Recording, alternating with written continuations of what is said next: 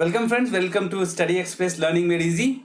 आज हम लोग फिर से देखेंगे 10 जुलाई द हिंदू में हमें क्या क्या पढ़ना है, कौन कौन से टॉपिक पर विशेष ध्यान देना है और उसको किस तरह से पढ़ना, उसमें क्या क्या सरकार ने ऐसी बातें कही हैं या कौन सा ऐसी योजनाएं आई हैं उसको जानना है। अपने ई सब्सक्राइब किए हुए द हिंदू से या अपने फिजिकल कॉपी से ही पढ़िएगा। और नहीं किया है अभी तक सब्सक्रिप्शन तो बहुत मामूली सब्सक्रिप्शन है, 1699 का पूरे एक महीने का, सॉरी 1599 का पूरे एक साल का। एक साल में आपको इतना ही पे करना है जितना कि आप अपने मोबाइल का रिचार्ज एक महीने 1.5 महीने में करा लेते हो, उतना ही। ठीक है, तो चलिए आगे चलते हैं, पहला पेज पढ़ते हैं। Government watching WHO alert on airborne spread of virus. WHO ने अलर्ट किया कि पहले तो उसने डिनाई किया था इस चीज को और फिर अलर्ट किया कि नहीं, एयरबोर्न भी हो सकता है। एयरबोर्न जो जो पार्टिकल्स इस तरह के हैं जो 5 मिली माइक्रोन से छोटे हैं, उनको एयरबॉर्न होने का खतरा है। और एयरबॉर्न एरोसोल के रूप में जब वो होते हैं तो वो ट्रांसमिशन बहुत तेज हो सकता है और काफी दूर तक ये कैरी हो सकता है एयर में, अब जमीन पर गिरने से पहले। उसके बारे में ये आर्टिकल है, एक बार इसको पढ़ लीजिएगा। नेक्स्ट आते हैं हम लोग, SC object to police affidavit in activist case. Delhi high court ने उन्होंने कहा कि पुलिस को थोड़ा सा रिस्ट्रेन शो करना चाहिए। जो पिंजर तोड़ गैंग है उसके बारे में जो बात हो रही है, जो उनके ऊपर केस चल रहा है उसके ऊपर, उसको लेकर के ये आर्टिकल है। नेक्स्ट जो आपको पढ़ना है, India seeing green shots of economic revival says PM. PM ने कहा कि कुछ कुछ ग्रीन सिग्नल्स हमें मिल रहे हैं इकोनॉमिक रिवाइवल के, यानी कुछ इकोनॉमिक एक्टिविटी शुरू हो गई हैं, जो कि एक अच्छा सिम्टम है। इसको लेकर के प्राइम मिनिस्टर मोदी ने कहा है कि इंडिया ओपन इकोनॉमी है, one of the most open economy है, इसमें इन्वेस्टर आके अब इन्वेस्ट कर सकते हैं क्योंकि कुछ ग्रीन साइंस अभी से देखने को मिल रहे हैं, क्योंकि ईज ऑफ डूइंग बिजनेस यहाँ है। बहुत बोल्ड टैक्स रिफॉर्म्स यहाँ किए गए हैं, जैसे GST इत्यादि ये सब। ठीक है, और फाइनेंशियल इंक्लूजन को बहुत बड़ा आयाम और अंजाम दिया गया है और मार्केट में बहुत सारा पैसा भी फ्लोट कराया गया है ताकि हर आदमी के पास पैसा हो। अच्छा, नेक्स्ट आते हैं, Nepal blacks out Indian news channel. एक अब ये कि नया नया इन्होंने पैतरा खेला है नेपाल ने दूरदर्शन को छोड़ करके बाकी सारे न्यूज चैनल को इन्होंने बैन कर दिया है, ब्लैकआउट कर दिया है अपने यहाँ से। उन्होंने कहा कि वो डेरोगेटरी बोलते हैं यहाँ के नेपाली PM या वहाँ की जनता के बारे में, इसलिए उनको बैन कर दिया गया है बाकी चैनल्स को। तो एक ये नया फ्रंट खुल रहा है इंडिया और नेपाल के रिलेशनशिप में। अब आते हैं आगे, पेज नंबर 5-6 में चलते हैं, जहाँ एडिटोरियल है। इसके बीच में कुछ ऐसा न्यूज़ नहीं मिला जो कि आपको पढ़ने लायक है। नेक्स्ट चलते हैं पेज नंबर 6 में, ये है पेज नंबर 5 में है शायद, पेज नंबर 5 6 में, ये पेज नंबर 6 में आ गए। पेज नंबर 6 में एडिटोरियल है। एडिटोरियल में जो पहला टॉपिक भी है और पहला, दूसरा और तीसरा टॉपिक जो देख रहे हैं हम लोग, वो काफी इंपॉर्टेंट है। Owing up to criminalization in politics, ये आपके सिलेबस के हिसाब से बहुत इंपॉर्टेंट भी है। सोशल प्रॉब्लम्स की बात करें, पॉलिटिकल प्रॉब्लम की बात करें, ये दोनों से लिंक्ड है। इस आर्टिकल में बहुत अच्छे से इन्होंने बताया कि पॉलिटिकल पार्टीज से अभी अक्टूबर तक जो बिहार में इलेक्शन होने वाला है उसमें एक नया आयाम आया है कि सुप्रीम कोर्ट ने जो जजमेंट दिया है फरवरी 2020 में कि political parties to state the reason for such selection, अगर वो किसी क्रिमिनल बैकग्राउंड के व्यक्ति को इलेक्ट करते हैं या सिलेक्ट करके इलेक्ट करवाते हैं, तो उसका कारण पूछा जाएगा कि भाई आपको यही बंदा क्यों मिला, बाकी लोग क्यों नहीं मिले, आपको साफ छवि वाले बंदे क्यों नहीं आप इलेक्ट करवा सकते हो, क्या प्रॉब्लम है। विनेबिलिटी इसका कोई एकमात्र कारण नहीं बताना होगा। ठीक है, इसके अलावा publicly own up the criminalisation, यानी ये जो कंसेप्ट है, ये कंसेप्ट क्या कहता है कि political parties criminalisation of politics का ओनरशिप लें, ओनर्स लें अपने ऊपर। पहले, इसके पहले भी कई ऑर्डर्स सुप्रीम कोर्ट दे चुकी है कि each candidate shall submit a sworn affidavit की अपना फाइनेंशियल और क्रिमिनल डिटेल वो बताएंगे। Each candidate shall inform the political party in writing अपने क्रिमिनल केसेस के बारे में। पार्टी अपनी वेबसाइट पर वो सारा चीज प्रदर्शित करेगी, दिखाएगी। ये सारी बातें पहले भी हो चुकी हैं, लेकिन इससे हमारे देश में क्रिमिनलाइजेशन घटा नहीं बल्कि बढ़ा ही है। कहा जा रहा है कि पहले 2004 के इलेक्शन में 24% क्रिमिनल बैकग्राउंड के लोग थे, 2009 के इलेक्शन में 30% हो गए, और 2014 के इलेक्शन में 34% हो गए, और 2019 के इलेक्शन में तो हद हो गई, 43% of MPs had criminal cases pending against. आप क्या कहोगे इसको? इन सब रिफॉर्म्स के आने के बाद भी ये चीजें बढ़ रही हैं। तो ये आर्टिकल उसी को बहुत अच्छे से सजाकर इसमें बताया गया है, इसके बारे में कैसे पॉलिटिक्स ब्यूरोक्रेसी को डोमिनेट करती है, ब्यूरोक्रेसी सिविल सोसाइटीज को डोमिनेट करती है, कैसे ये चक्र बना हुआ है क्रिमिनलाइजेशन ऑफ पॉलिटिक्स का। आते हैं नेक्स्ट में, नन गेन्स में यहाँ पे यूएस का जो ये WHO से नाता तोड़ना है, तलाक लेना है, उसके ऊपर ये आर्टिकल है कि ये जो WHO को चाइना सेंट्रिक घोषित करके यूएस अलग हो रहा है, इससे दोनों का लॉस है। WHO का भी लॉस है और यूएस का भी लॉस है। WHO से जो अलर्ट्स और रिपोर्ट्स मिलती हैं, मेडिकल बुलेटिन्स मिलते हैं, वो यूएस को नहीं मिलेंगे, और यूएस से जो रिसर्च की विधियां मिलती हैं, WHO को जो पैसा मिलता है $450 मिलियन पर एनम, वो नहीं मिलेगा। तो कहीं ना कहीं दोनों को इसका नुकसान होगा, इसको लेकर के आर्टिकल है। इसके बाद है वीजा पॉलिटिक्स जो अभी नया चालू हुआ, इन्होंने H1 visas, H1B visas, H2, H4 और L1 वीजाज और J वीजाज को कैंसिल किया, सस्पेंड किया कुछ दिनों के लिए। उसके अलावा अभी यूनिवर्सिटीज के ऊपर इन्होंने गाज गिरा दी कि ऑनलाइन कोर्स में अगर कोई बच्चा एनरोल्ड है तो उसको यूएस आने नहीं दिया जाएगा, वो ऑनलाइन में ही रहे। अगर उसको यूएस में आके उसकी पढ़ाई या रिसर्च कंप्लीट करना है तो उसको ऑफलाइन मोड में अपने आप को ट्रांसफर करना होगा। एक ये नया उन्होंने मोड दे दिया है, इसको लेकर के ये आर्टिकल, इसको ध्यान से आप लोग पढ़िएगा। नेक्स्ट आते हैं, is internet freedom being sacrificed for national security. ये जो अभी आर्टिकल 69A को लेकर के 59 एप्स को बैन किया गया है, उसके बारे में ये आर्टिकल है। इसके अलावा इनविजिबल लोड्स, आर्बिट्री डिलीशंस, ये जो सीबीएसई के सिलेबस को घटाया गया है, कहा जा रहा है, कुछ लोगों का मानना है कि इंपॉर्टेंट सेक्शन ही उसमें से हटा दिया गया है, बहुत जरूरी जो बातें थी वो हटा दी गई हैं, और ये ट्रैजिक और आयरनिक इसको बताया जा रहा है। इस आर्टिकल को भी आप पढ़िएगा। इसके बाद आते हैं पेज नंबर 8 में। पेज नंबर 8 में कुछ भी नहीं है, पेज नंबर 9 में चलते हैं।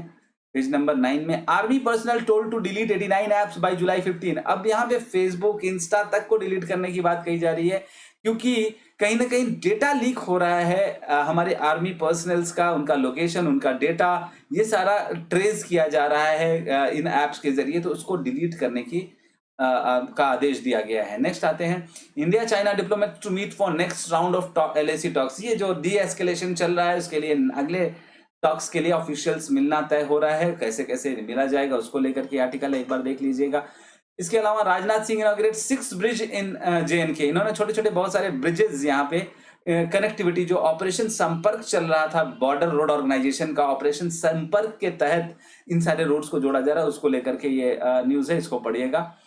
नेक्स्ट चलते हैं अगला, पेज नंबर 9 में। पेज नंबर 9 में अच्छी खासी 10 में सॉरी अच्छी खासी खबर है। India has lowest cases per million. Government का ये आंकड़ा है कि अगर देखा जाए ओवरऑल वर्ल्ड में तो इंडिया के लोएस्ट केसेस हैं। एक केवल 8 ऐसे स्टेट हैं जिसमें 90% एक्टिव कोविड केसेस हैं, जैसे तमिलनाडु, महाराष्ट्र नंबर 1 पे है, तमिलनाडु, दिल्ली, कर्नाटका, तेलंगाना, आंध्र प्रदेश एंड उत्तर प्रदेश और गुजरात। ये टोटल 90% ऑफ केसेस है। और 49 डिस्ट्रिक्ट्स को अगर पकड़ लिया जाए इन टोटल में, तो 80% ऑफ द एक्टिव केसेस उन 49 डिस्ट्रिक्ट्स में ही हैं।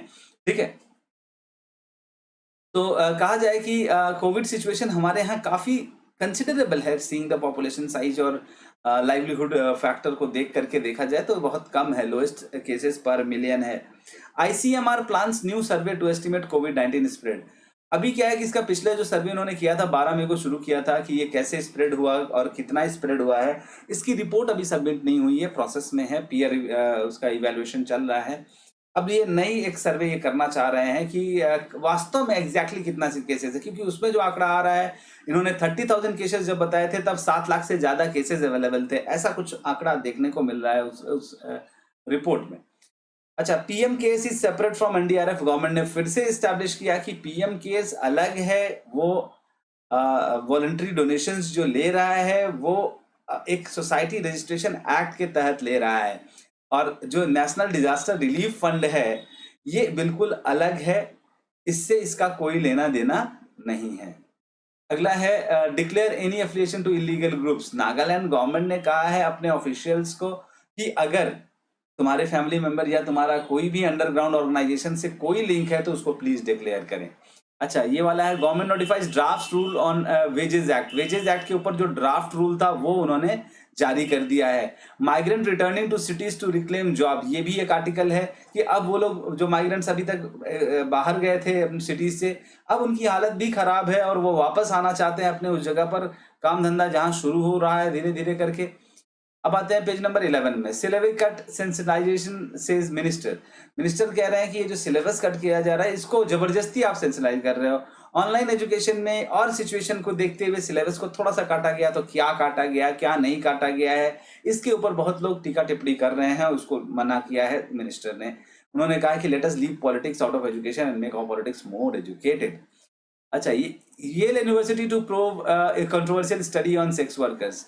असल में ये यूनिवर्सिटी का ही एक कंट्रोल वो था, स्टडी था जिसमें ये बताया गया कि सेक्स वर्कर्स को रोका ना गया तो 60% से 72% से 63% केसेस यहीं से आएंगे। उनको उनके एक्टिविटीज को रोकने के लिए प्रयास चालू हो गया। इसी स्टडी के आधार पर फिर से उसको प्रूव करने जा रही है, इंक्वायरी करने जा रही है कि इसमें ऐसी क्या बात थी, वास्तव में ठीक से सर्वे हुआ था या नहीं, उसकी मेथोडोलॉजी पर ये सवालिया निशान है। कंट्री ऑफ ओरिजिन टैग है मस्ट। पासवान कह रहे हैं कि ई कॉमर्स पोर्टल्स को ये हिदायत दी है कि वो कंट्री ऑफ ओरिजिन जरूर लगाएं अपने गुड्स के ऊपर, नहीं तो वो गुड्स यहाँ बेचने नहीं दिया जाएगा।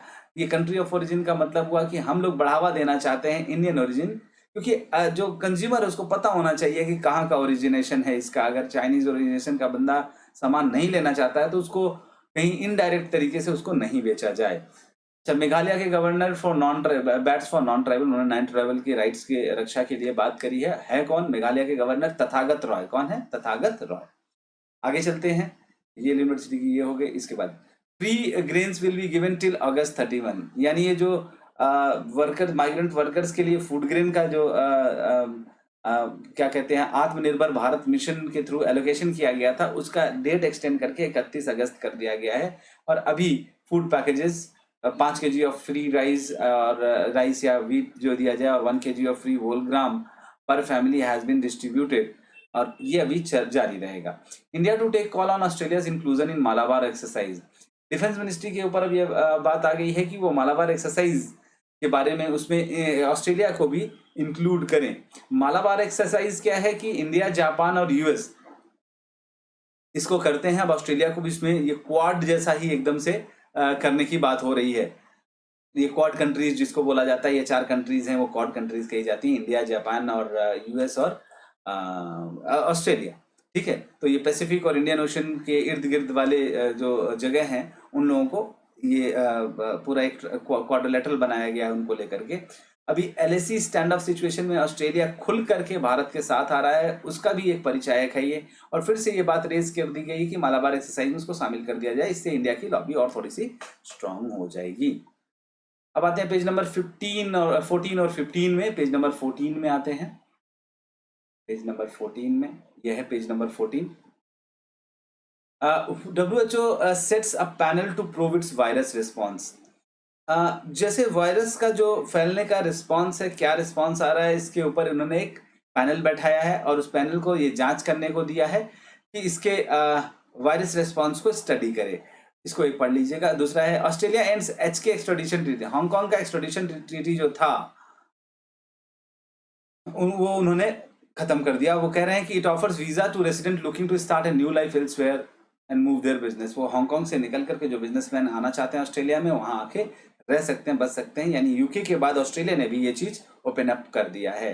यानी ये चाइना के ऊपर एक अलग तरह का दबाव बन रहा है इन सब चीजों से। China offers glimpse into lab rumour to have leaked virus. वो वुहान का लैब जहां से ये रूमर था कि रूमर क्या था या असलियत थी वी डोंट नो, वहां से ये जो वायरस के लीक होने की खबर थी इसकी जांच कराने को वो तैयार हो गया है। आप सोचिए 4 महीने बाद वो अगर कुछ भी हुआ हो रहेगा तो क्या दिखेगा? सब कुछ ठीक हो चुका होगा अभी तक। Rohingya refugee can't leave islands. 100 of इसमें क्या हो रहा है कि जो फ्लड फ्रोन आइलैंड है बे ऑफ बंगाल का भासान 4 आइलैंड, भासान 4 आइलैंड से वहां पर फ्लडिंग चालू हो गई है फिर से। तो और उसमें फ्लडिंग के वजह से डूबने का खतरा भी है, इसकी वजह से वहां से वो लोग भागना चाहते हैं, लेकिन बांग्लादेश की गवर्नमेंट कह रही है कि वहां से वो मूव नहीं कर सकते हैं। बड़े अजीब सिचुएशन है उनके लिए, कहाँ जाएं क्या करें। हु गेट्स वैक्सीन फर्स्ट, ये वाला आर्टिकल पढ़िएगा कि इसमें जो भी वैक्सीन बनेगा किसको एक्सेस पहले दिया जाएगा और किस हिसाब से दिया जाएगा, किस क्राइटेरिया पे दिया जाएगा, उसको लेकर के बातचीत चलना शुरू हो गई है। पेज नंबर 15 में एक आर्टिकल है, make smartphones with Indian DNA. मतलब आईटी सेक्रेटरी कह रहे हैं कि हमारा अपने सॉफ्टवेयर के साथ, अपने मदरबोर्ड के साथ, अपने मैन्युफैक्चर्ड चिप्स के साथ अगर हम अपना स्मार्टफोन बनाते हैं तो वो ज़्यादा बेहतरीन होगा और वो ज़्यादा बिकने के चांसेस है हमारे देश में, उसको बढ़ावा देने की बात कर रहे हैं। इसके बाद ये लास्ट की खबर है, Siemens Gamesa to make next gen wind turbines. Next gen wind turbines SG 3.4 to 145, ये एक नया उन्होंने मॉडल डेवलप किया है विंड टर्बाइंस का, उसको डेवलप कर रहे हैं सीमेंस गमेशा, इसको लेकर के ये बात है। इसके साथ ही आज के पेपर में इतना ही, और होपफुली इसको इतना जानने के बाद आप अपना न्यूज़पेपर आसानी से पढ़ सकते हैं, और पढ़ते रहिए हिंदू को बार बार, और हमें मोटिवेट करिए कि हम रोज इस तरह से आपके लिए द हिंदू लेकर आए और आपको रीडिंग आपकी आसान हो जाए, आपका बहुत सारा टाइम बचे। द हिंदू जरूर पढ़िए। Thank you so much.